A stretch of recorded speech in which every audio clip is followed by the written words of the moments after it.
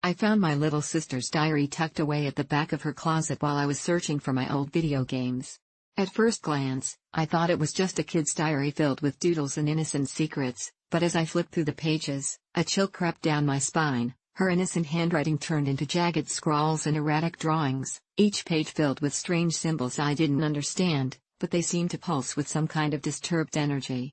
Initially, I felt a wave of protectiveness mixed with curiosity flood over me. She had always been my baby sister, full of giggles and imagination, but the words on these pages painted a different picture. In her neat, youthful script, she described an imaginary friend named Charlie who wasn't so imaginary after all. She wrote about how he talked to her when the moon was out, whispering secrets and dark promises. I scoffed at first, thinking she'd simply conjured up a creepy figure from her overactive imagination, but the more I read, the more I realized Charlie wasn't the playful spirit she made him out to be.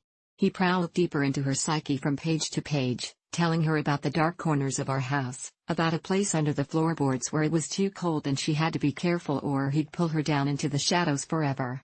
I felt sick, questioning every moment I had dismissed her fears as childhood fantasies. The joyful sketches of Charlie morphed into nightmare-inducing figures with hollow eyes and sinister grins.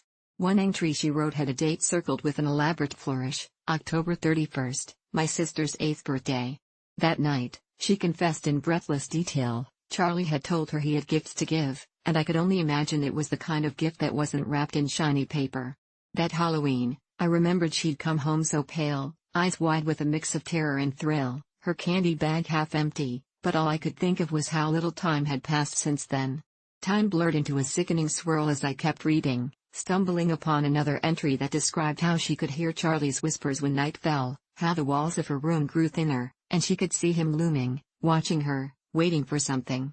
The more I read, the more I recognize those moments, the nights I thought she was just having trouble sleeping when in reality, she was pleading with me to check under her bed, to guard her against something lurking in the dark. The realization struck me like a hammer, I hadn't protected her, I had been blind. And then pages began to fall out, each one more scribbled with frantic urgency, pleading to be free from Charlie's grasp, begging for help that had never come. My heart raced as I flipped to the last entries, where her handwriting devolved into a scrawl almost illegible. He says I can't tell, if I tell Mommy, he'll take me away.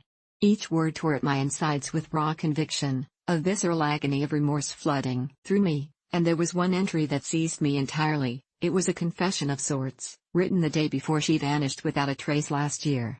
I'm scared. He says we're friends, but I don't want to play hide and seek anymore. I don't even want to play at all. The last line melted into a